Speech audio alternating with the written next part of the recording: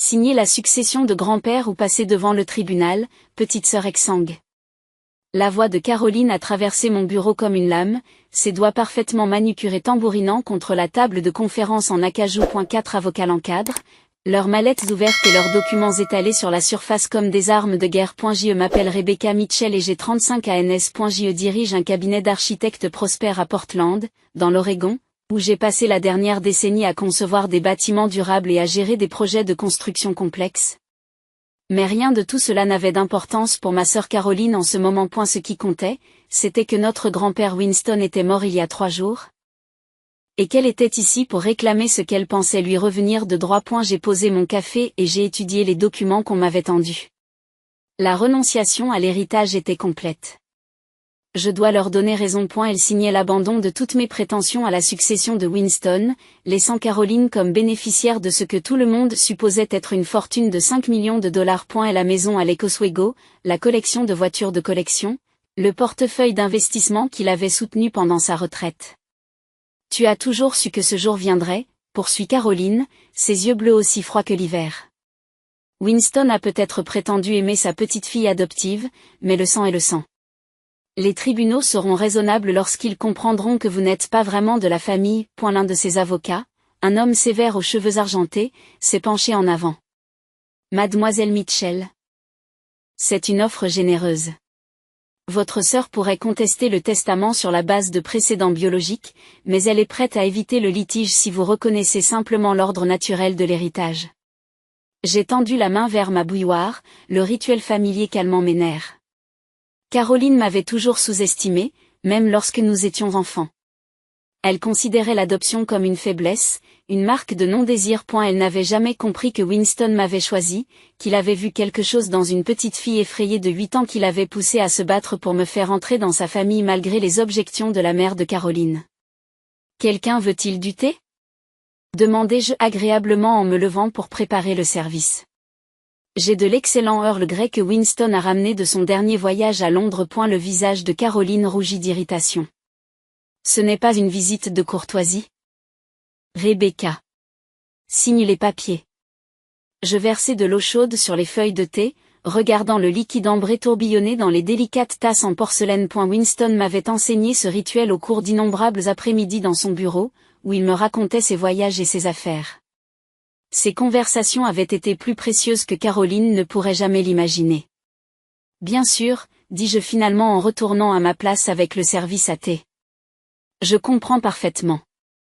Vous voulez tout finaliser rapidement, régler la succession sans complications ? J'ai souri chaleureusement aux avocats, remarquant qu'ils se déplaçaient mal à l'aise sous le regard attentif de Caroline. Je m'assurerai que tout est bien réglé demain matin. Et la tension de Caroline s'est visiblement relâchée, prenant mon calme pour de la capitulation. Elle ne se doutait pas que demain matin, des révélations allaient faire voler en éclats tout ce qu'elle croyait savoir sur la véritable fortune de notre grand-père. Les années qui ont précédé ce moment ont été remplies de signes subtils que Caroline a choisi d'ignorer. Alors qu'elle se concentrait sur sa vie sociale et dépensait l'argent de Winston en vêtements de marque et en vacances coûteuses, j'avais discrètement construit une relation avec notre grand-père qui allait bien au-delà des dîners de famille et des visites de vacances. Tout a commencé lorsque j'étais à l'université, étudiant en architecture à l'université de l'Oregon. Lors d'une de nos réunions hebdomadaires autour d'un café, Winston avait mentionné qu'il envisageait d'investir dans l'immobilier en Europe. Ses yeux se sont illuminés lorsque j'ai manifesté un réel intérêt pour l'analyse du marché et les aspects urbanistiques de la promotion immobilière. La plupart des gens considèrent les bâtiments comme de simples structures, avait-il dit en ajoutant du sucre à son café. Mais vous comprenez qu'ils font partie d'une tapisserie plus vaste, liée à l'économie, à la culture et aux besoins humains. Cette conversation en a entraîné une autre, puis une autre. Bientôt, je l'aidais à étudier les marchés internationaux, à analyser la valeur des propriétés à Londres, Barcelone et Singapour. Caroline n'a jamais prêté attention à ces discussions lorsqu'elles avaient lieu pendant les réunions de famille. Elle était trop occupée à consulter son téléphone ou à se plaindre de sa dernière relation amoureuse. Il y a toujours eu un petit rat de bibliothèque, disait-elle avec dédain lorsque Winston essayait de l'inclure dans nos conversations sur les investissements à l'étranger. Je ne comprends pas pourquoi tu t'embêtes avec toutes ces discussions d'affaires ennuyeuses. Winston croisait mon regard de l'autre côté de la table, et je voyais quelque chose s'y dessiner. De la déception? Peut-être. Ou la reconnaissance de quelque chose de fondamental dans le caractère de Caroline, qu'il commençait à peine à comprendre. Le véritable tournant s'est produit il y a 2 ans, lors de la fête d'anniversaire de Caroline. Elle a exigé une célébration coûteuse dans le restaurant le plus exclusif du centre de Portland, insistant pour que Winston paie les repas et les boissons de son ami. Lorsque l'addition est arrivée, elle n'a même pas regardé le total avant de la lui glisser sur la table. Merci, grand-père, avait-elle dit avec désinvolture. Tu es le meilleur. Plus tard dans la soirée, alors que j'aidais Winston à monter dans sa voiture, il s'est montré inhabituellement silencieux. Elle ne m'a jamais posé de questions sur ma santé, a-t-il finalement déclaré. Elle ne s'est jamais demandé si je m'en sortais financièrement. Elle ne m'a jamais proposé son aide. Elle suppose simplement que l'argent sera toujours là. Je l'avais raccompagné chez lui ce soir-là et nous avions parlé pendant des heures dans son bureau. Il m'a montré des documents que je n'avais jamais vus auparavant, des actes de propriété et des contrats de fiducie qui dépeignaient une richesse bien supérieure à ce que nous avions tous imaginé. Les biens nationaux dont Caroline avait connaissance n'étaient que la partie émergée de l'iceberg. J'ai réfléchi à l'avenir, avait dit Winston, la voix pensive, à ce que signifie vraiment l'héritage et à qui comprend vraiment la responsabilité qui accompagne la richesse. Au cours des mois suivants, ces conversations sont devenues plus fréquentes et plus détaillées. Winston a commencé à partager l'étendue de ses avoirs internationaux, expliquant comment il avait discrètement construit un portefeuille immobilier mondial d'une valeur de plus de 20 millions de dollars, des propriétés dans le quartier financier de Londres, des développements de luxe à Barcelone, des bâtiments commerciaux dans le centre d'affaires de Singapour. Caroline voit l'argent comme quelque chose à dépenser, avait-il observé un après-midi. Mais vous comprenez que la richesse est un outil qui permet de créer quelque chose de durable. La transformation de notre relation a été progressive mais profonde. Ce qui avait commencé par des discussions sur les investissements s'est transformé en quelque chose de beaucoup plus profond. Winston me préparait à hériter non seulement de sa fortune, mais aussi de sa vision de l'utilisation de cette fortune. 6 mois avant sa mort, Winston m'a convoqué dans son bureau pour ce qu'il a décrit comme une conversation importante. La pièce était tapissée de documents juridiques et son avocat, James Crawford, était présent par vidéoconférence depuis Londres. Rebecca, avait commencé Winston, la voix posée, malgré sa santé déclinante, j'ai besoin que tu comprennes quelque chose à propos de ta sœur que j'ai été réticent à admettre. Il a sorti un dossier contenant des courriels et des SMS imprimés. Les communications de Caroline avec lui au cours de l'année écoulée étaient toutes axées sur l'argent. Des demandes de courses, des demandes de financement de vacances, des plaintes concernant les limites de sa carte de crédit. Pas une seule fois elle ne s'est enquise de son bien-être ou n'a exprimé sa gratitude pour quoi que ce soit d'autre que le soutien financier.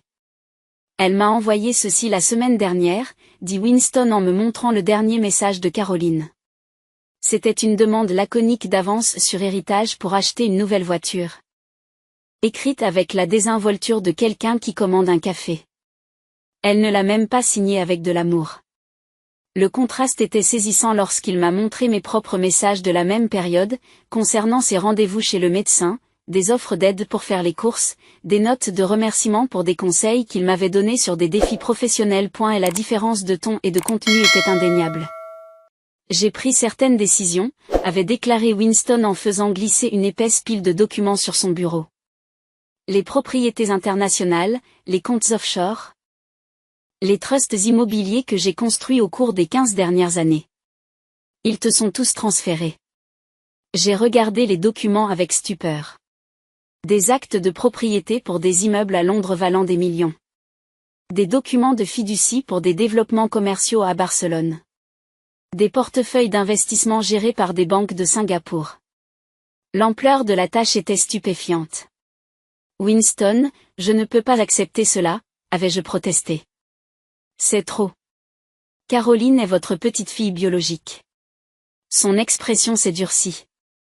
La biologie ne détermine pas le caractère, Rebecca. Tu m'as montré du respect, une attention sincère et une compréhension des responsabilités. Caroline m'a montré qu'elle me considérait comme un compte bancaire avec des jambes. James Crawford avait expliqué les structures juridiques que Winston avait soigneusement construites. Les biens nationaux, la richesse visible que Caroline connaissait. lui reviendraient par le biais d'un testament traditionnel. Mais les avoirs internationaux, la vraie richesse, m'avaient déjà été transférés par le biais d'une série complexe de trusts offshore et de sociétés étrangères. Cela a été planifié pendant 3 ans, avait expliqué Crawford. Chaque transfert est légal, documenté et structuré pour résister à toute contestation. Les avocats de Caroline ne trouveront rien d'irrégulier dans l'héritage national parce qu'il suit les procédures d'homologation habituelles. Lorsque j'ai quitté la maison de Winston ce soir-là, les documents bien rangés dans ma mallette, il m'a pris la main. « Tu es la petite fille de mon cœur », avait-il dit calmement. Le sang ne fait pas la famille. C'est l'amour et le respect qui font la famille. Maintenant, assise dans mon bureau avec Caroline et son équipe juridique, je comprenais que le lendemain matin révélerait toute la portée de la dernière leçon de Winston sur la différence entre le droit et l'héritage. Le lendemain matin est arrivé avec la bruine automnale typique de Portland, le genre de temps qui rend la ville intime et contemplative. J'avais passé la nuit à examiner les documents que Winston m'avait confiés, m'assurant que chaque détail était parfait pour ce qui allait se passer. Caroline est arrivée au bureau de Crawford & Associates à 9h. Précise, son assurance rayonnant de chaque pas alors qu'elle pénétrait dans le hall de marbre de l'immeuble du centre-ville. Elle avait amené la même équipe d'avocats, plus 2 associés supplémentaires, s'attendant manifestement à ce qu'il s'agisse d'une affaire de routine consistant à diviser les biens de Winston selon ses hypothèses. J'apprécie que vous soyez raisonnable à ce sujet, a dit Caroline alors que nous prenions l'ascenseur jusqu'au 23e étage. Elle portait une nouvelle robe de créateur, probablement achetée en prévision de son héritage. Je sais que Winston tenait à vous à sa manière, mais le droit de la famille est très clair en ce qui concerne la préséance biologique. Son avocat principal, l'homme aux cheveux argentés d'hier, a hoché la tête d'un air approbateur. Votre sœur est très généreuse, mademoiselle Mitchell. Beaucoup d'héritiers biologiques poursuivraient un procès en bonne et due forme pour s'assurer que les adoptés ne reçoivent rien. J'ai souri poliment, en regardant les numéros d'étage grimpés. Il ne se doutait pas qu'ils entraient dans le bureau de James Crawford, où l'empire immobilier de Winston était géré. Caroline avait fait des recherches sur le droit national des successions. Mais elle n'avait jamais pris la peine d'étudier les avoirs internationaux ou les structures fiduciaires offshore.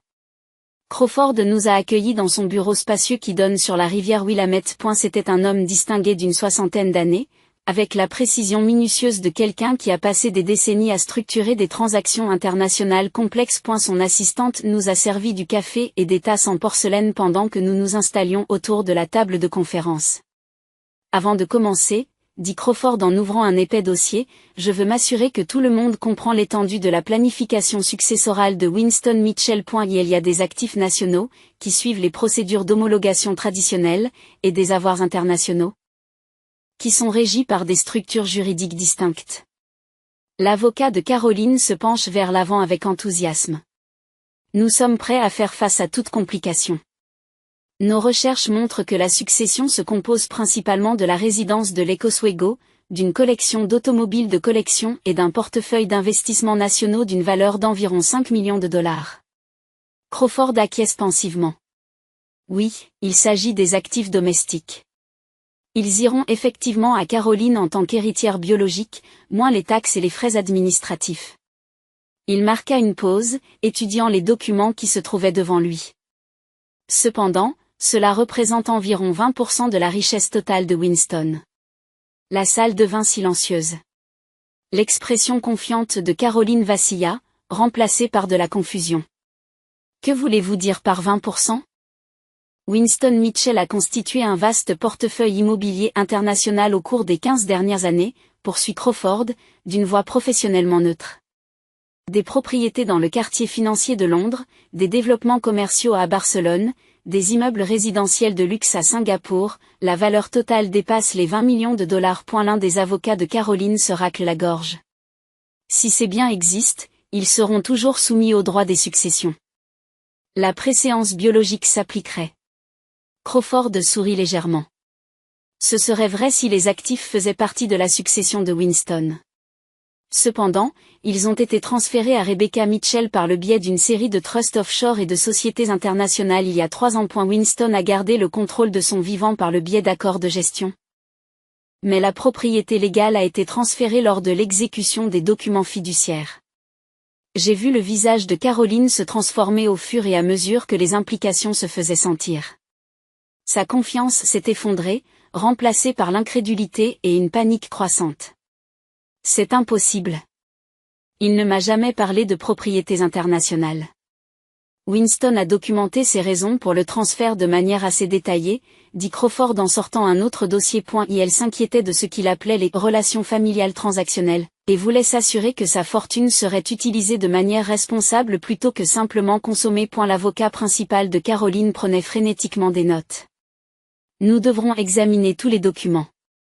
S'il y a des preuves d'influence indue ou d'incapacité mentale au moment du transfert, Crawford a remis une épaisse pile de documents, y compris des dossiers médicaux montrant l'acuité mentale de Winston tout au long du processus de transfert, des évaluations psychologiques confirmant sa compétence, des enregistrements vidéo de lui expliquant ses décisions et des enregistrements audio de conversations avec Caroline qui ont influencé sa planification successorale. Alors que l'équipe de Caroline s'enfonçait dans la paperasserie, je me suis surpris à penser à tous ces après-midi passés dans le bureau de Winston, à apprendre les marchés internationaux et la gestion responsable du patrimoine. Elle m'avait préparé non seulement à hériter de sa fortune, mais aussi à comprendre le poids de cette responsabilité. Les enregistrements audio étaient dévastateurs.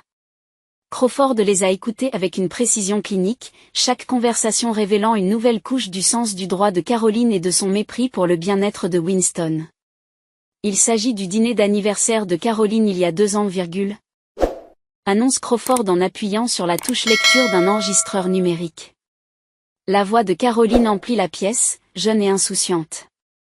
Allons, grand-père, ce n'est que de l'argent.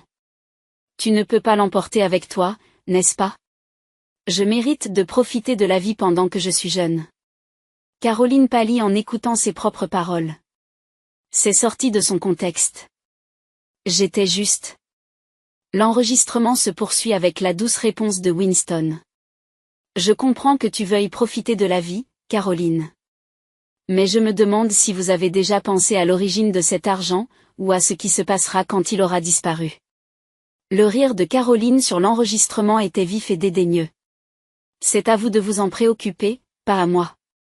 Je ne suis pas une comptable ennuyeuse comme Rebecca. Crawford mit la lecture en pause. Caroline avait conservé des dossiers détaillés sur les interactions familiales au cours des 5 dernières années. Voulez-vous en savoir plus? L'enregistrement suivant était encore pire. Caroline demande de l'argent pour des vacances en Europe, se fâche lorsque Winston suggère qu'elle pourrait contribuer elle-même au financement. Je ne comprends pas pourquoi tu es si difficile, se plaint la voix enregistrée. Vous êtes riche. Je suis votre petite fille. Fin de l'histoire. À chaque enregistrement, l'équipe juridique de Caroline devient plus silencieuse. Son comportement n'était pas criminel, mais il dépeignait clairement une personne qui considérait son grand-père comme une source de financement plutôt que comme une personne méritant le respect et l'attention. Ces enregistrements couvrent une période de 3 ans, a expliqué Madame Crawford. Ils témoignent d'un mode d'interaction transactionnel qui a profondément troublé Winston. Il a commencé à craindre que le fait de laisser sa fortune à Caroline n'aboutisse à son épuisement rapide par des dépenses inconsidérées. En revanche, Monsieur Crawford a diffusé des enregistrements de mes conversations avec Winston. Discussions sur les pratiques de construction durable, questions sur sa santé, expression de gratitude pour ses conseils. La différence était frappante et indéniable. Winston a souvent mentionné l'intérêt sincère de Rebecca pour son bien-être, a noté Monsieur Crawford. Elle était le seul membre de la famille à s'enquérir de ses rendez-vous chez le médecin ou à lui proposer de l'aider dans ses tâches quotidiennes lorsque sa santé déclinait. L'avocat principal de Caroline se démenait à présent, cherchant un point d'appui juridique. Même si les transferts internationaux étaient légaux, la manipulation émotionnelle ne l'était-elle pas? Il n'y a pas eu de manipulation, interrompt Crawford. Winston a entamé le processus de planification successorale de manière indépendante. Il a consulté plusieurs avocats, a subi une évaluation psychiatrique et a soigneusement étudié ses options pendant plusieurs années. Il a sorti la lettre manuscrite de Winston, l'explication finale de ses décisions. Et la voix de Crawford était stable pendant qu'il lisait. J'ai appris que les liens du sang ne garantissent pas l'amour, le respect ou la responsabilité. Rebecca m'a montré le genre de personne que j'espère avoir en héritage. Elle comprend que la richesse est une confiance à gérer, et non un prix à consommer. Corrompu, dit Caroline, sa chaise raclant le sol. C'est insensé. Vous me dites qu'un étranger adopté reçoit 20 millions de dollars alors que je n'ai droit qu'à des miettes? Vous recevez le patrimoine familial, corrigea Crawford. Après impôts et frais? Environ 4 200 000 dollars. Beaucoup de gens considéreraient cela comme un héritage substantiel. Mais Caroline n'écoutait plus la raison. Son visage était rougi par la rage et l'humiliation. Elle l'a manipulé. Elle a passé des années à lui empoisonner l'esprit contre sa vraie famille. Il doit s'agir d'une fraude. L'expression de Crawford restait professionnellement neutre, mais je pouvais lire le dégoût dans ses yeux. Le processus de décision de Winston est largement documenté. 3 avocats indépendants ont examiné les transferts. 2 professionnels de la santé ont certifié sa compétence mentale. La structure est juridiquement à l'épreuve des balles. La salle est devenue silencieuse, à l'exception du bruit des avocats de Caroline qui chuchotaient entre eux de manière pressante. Ils étaient en train de réaliser ce que j'avais compris depuis le début. Winston avait soigneusement préparé cette révélation, s'assurant que Caroline apprendrait l'héritage de sa sœur de la manière la plus humiliante possible. Le coup de grâce fut porté lorsque Crawford ouvrit son ordinateur portable et afficha un appel vidéo en provenance de Londres. James Crawford Jr. apparaît à l'écran dans son bureau surplombant la Tamise, entouré de documents immobiliers et de plans d'architecture. « Bonjour à tous », dit le jeune Crawford avec une efficacité toute britannique. « Je vous appelle pour confirmer la réception des accords de gestion signés par Rebecca pour le portefeuille de Londres. Nous sommes prêts à procéder à l'expansion de Barcelone dès qu'elle sera prête à visiter les propriétés. » Caroline regarda l'écran avec incrédulité. L'expansion à Barcelone? Les documents fiduciaires prévoient des dispositions pour la croissance, explique Crawford père. Il pensait que Rebecca ne se contenterait pas de préserver sa fortune, mais qu'elle la ferait fructifier de manière responsable. Le portefeuille international est structuré de manière à soutenir un développement continu. J'étais restée silencieuse pendant la majeure partie de la réunion, mais je me sentais maintenant obligée de parler. Caroline, je n'ai jamais voulu que les choses se passent ainsi. Winston espérait que tu t'intéresserais à autre chose qu'à son argent. Il attendait que vous lui posiez des questions sur sa santé, ses intérêts, sa vie. La voix de Caroline était rauque d'émotion. Tu as tout planifié. Tu l'as monté contre moi. J'ai passé du temps avec lui, ai-je répondu calmement. J'écoutais quand il parlait de ses voyages, de ses expériences professionnelles, de ses rêves d'avenir. Tu étais toujours trop occupé ou trop ennuyé pour t'intéresser à quoi que ce soit qui n'impliquait pas un bénéfice financier immédiat. J'ai sorti le dernier document. La lettre personnelle de Winston à Caroline. Il voulait que tu reçoives cette lettre après avoir appris l'existence des participations internationales. Les mains de Caroline ont tremblé en lisant les mots de Winston. Ma chère Caroline, je t'ai laissé bien pourvue, mais je ne pouvais pas confier l'œuvre de ma vie à quelqu'un qui considère l'argent comme un divertissement plutôt que comme une responsabilité. Peut-être que cette déception t'apprendra ce que mon amour et ma patience n'ont pas pu t'apprendre, à savoir qu'il faut plus qu'un lien biologique. Ils exigent un respect mutuel, une attention sincère et la reconnaissance que les autres sont plus que des sources d'avantages personnels. La lettre se poursuit avec les espoirs de Winston pour le développement futur de Caroline, mais elle la froisse sans la terminer. Des larmes de rage et d'humiliation coulant sur son visage. Son avocat principal a fait une dernière tentative. Nous nous réservons le droit de contester ces transferts devant les tribunaux internationaux, nous enquêterons sur tous les aspects de cet arrangement. Crawford acquiesce poliment. C'est certainement votre droit. Cependant, je dois mentionner que la contestation du Trust international nécessiterait des litiges dans 3 juridictions distinctes, Londres, Barcelone et Singapour. Les frais juridiques à eux seuls dépasseraient probablement la valeur de l'héritage national de Caroline. Les mathématiques de la vengeance étaient élégantes dans leur simplicité. Winston s'était assuré que toute tentative de contestation de ces décisions serait financièrement ruineuse pour Caroline, tandis que les avoirs internationaux restaient en toute sécurité hors de portée des tribunaux nationaux. Alors que l'équipe juridique de Caroline remballait ses documents en signe de défaite, elle se tourna vers moi, les yeux pleins de douleur et de fureur. Ce n'est pas fini, Rebecca. Je trouverai un moyen de prouver que tu l'as manipulé. J'ai croisé son regard avec fermeté. Winston a fait son choix en fonction de notre comportement pendant de nombreuses années. Tout ce que j'aurais pu dire ou faire aurait changé cela si tu lui avais montré un amour et un respect sincères. Et la vérité était suspendue dans l'air entre nous, indéniable et définitive. Caroline avait perdu plus qu'un héritage. Elle avait perdu le respect du grand-père qui avait essayé de l'aimer malgré son égoïsme. Alors que les portes de l'ascenseur se refermaient sur Caroline et ses avocats, je restais dans le bureau de Crawford, regardant la ligne d'horizon de Portland. La ville semblait différente d'une certaine manière, pleine de possibilités que je commençais seulement à comprendre. Winston serait fier, dit Crawford à voix basse. Il pensait que vous utiliseriez son don à bon escient. J'ai acquiescé, sentant le poids de la responsabilité s'installer sur mes épaules.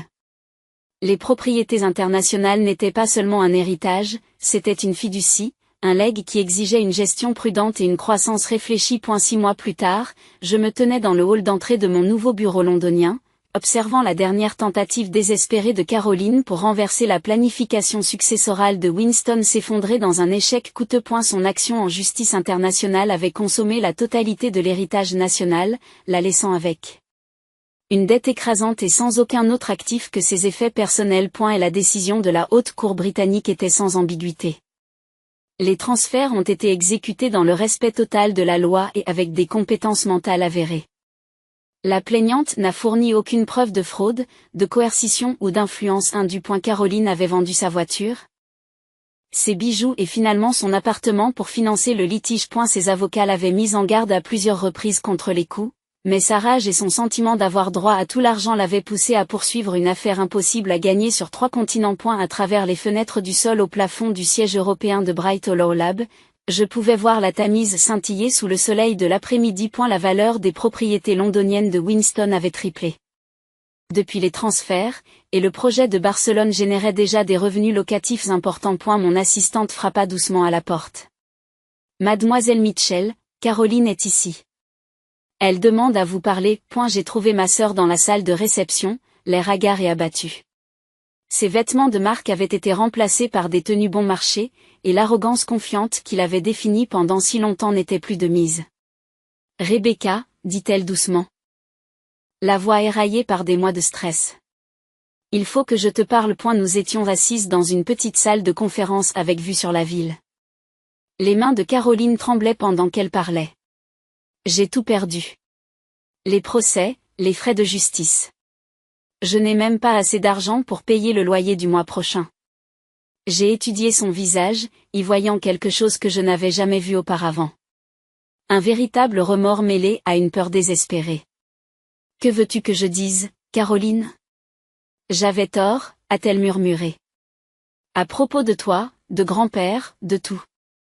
Je pensais que la famille était synonyme de droit automatique, mais je n'ai jamais essayé de gagner son amour ou son respect. Pendant un instant, j'ai ressenti une lueur du vieux lien familial que nous avions partagé quand nous étions enfants, avant que le sentiment de supériorité de Caroline n'empoisonne notre relation. Winston m'a aussi laissé une lettre, dis-je finalement, en sortant l'enveloppe que je portais depuis sa mort. Il l'a écrite en sachant que tu contesterais l'héritage, en sachant que tu perdrais tout dans l'affaire. Les yeux de Caroline s'écarquillèrent lorsque je lus les mots de Winston. Rebecca, si tu lis ceci à Caroline, cela signifie qu'elle a appris la dure leçon que je ne pouvais pas lui enseigner uniquement par l'amour.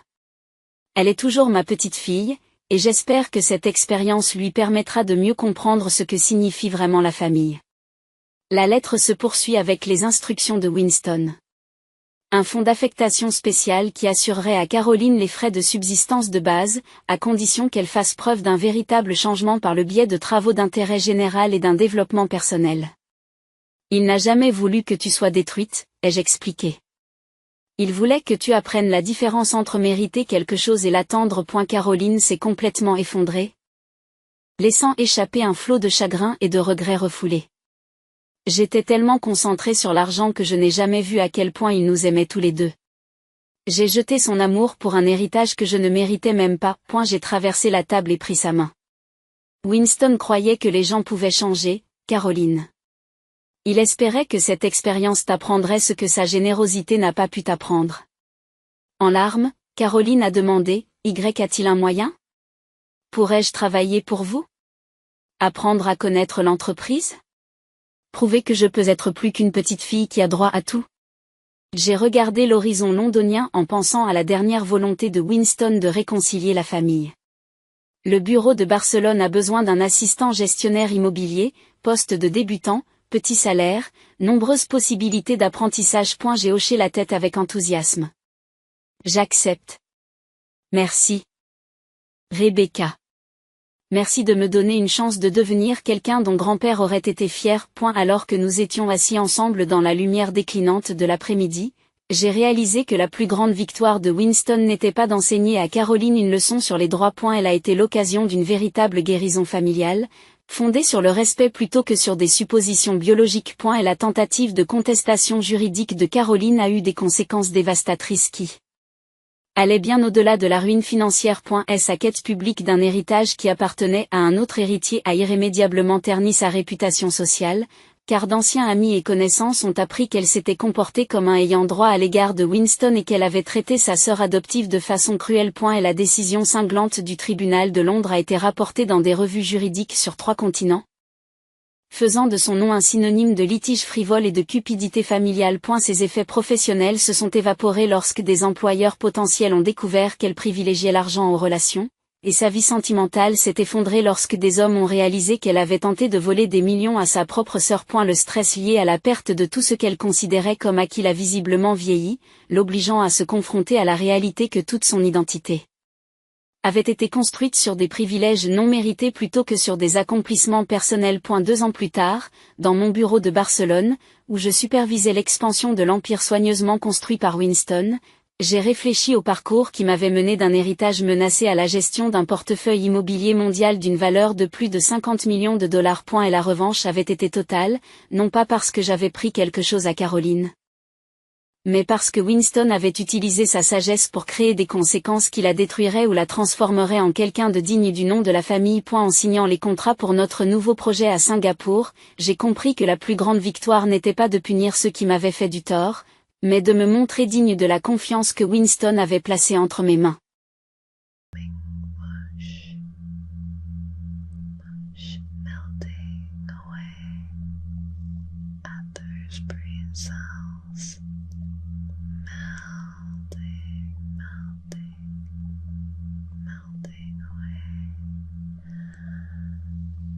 Melting